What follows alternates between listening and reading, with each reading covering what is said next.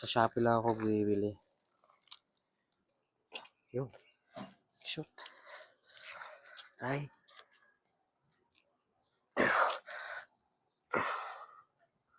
Sus, kumiangat. Good morning mga ka-choco. Matindi yung ating in-order ko sa Shopee. Salamat Shopee. Na bagong products kasi bumigay na yung products ko dati. Ito na yung mga parts. Yan. Sa Shopee lang ako bibili. Tsaka titirang ko yung materials. Matibay naman. Tubular. So, ito ginamit dito. Tubular 1.5. Yung mga takip lang. Pero yung mga dito, black iron na 1.5 mm din. Kapal. Yan. Yan ang kailangan mahal. Kasi ano naman to hanggang 500 kilograms.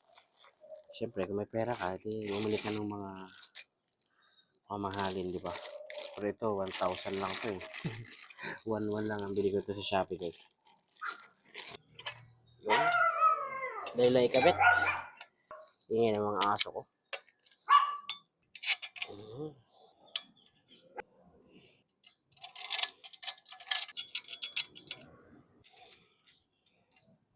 Sugulong. Dalawang mahaba. Okay. So, ito yung ipapalit natin kasi ito, dito siya pwede. Meron naman tayong spools. May kabitan to doon. Ito sa Bristol ni Bayaw pwede ito.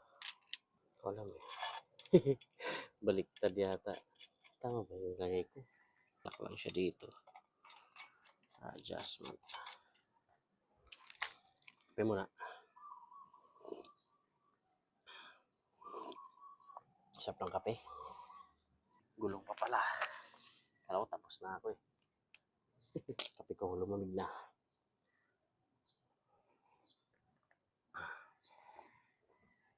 Sarap. Hindi pa ito hinihigpitan. Kasama talaga yung katangahan no?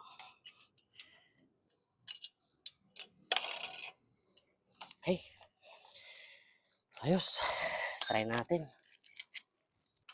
Lock muna natin. Sko po, ang bigat. Diba?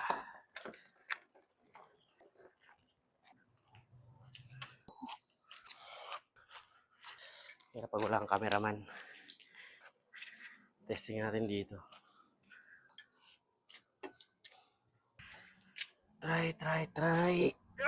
Bigat. Sko po. Kaya magkamali dito. Sayang ang motor. Yun. Shoot. Try.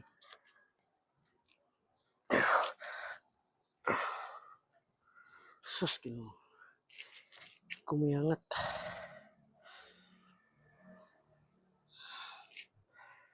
Grabe, bigat ang ninja. Sumakit yung liig ko. Grabe, hari ko. Para naipitin yata ako ng ugat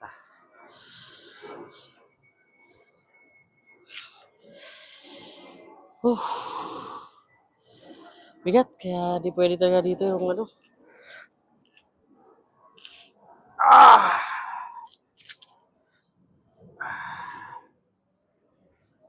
Ay, sus, Ginoo. Grabe Pati yung ano, hirap. Ako, delikado. Delikado guys. Hindi pantay yung pinaganoon ko.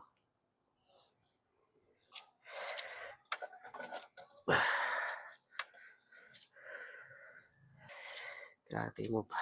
Dulas pa naman.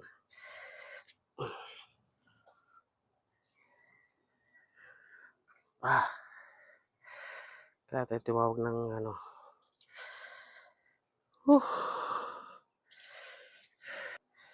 Kaya tayo tumawag ng backup.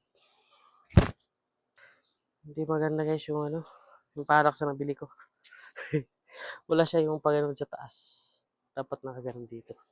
Para hindi ka na yuyuko na pag ganun. Kasi pag yumuko ka na ganun, wala ka ng pwersa. Pag out-balance yung bike mo, tuloy-tuloy na yun.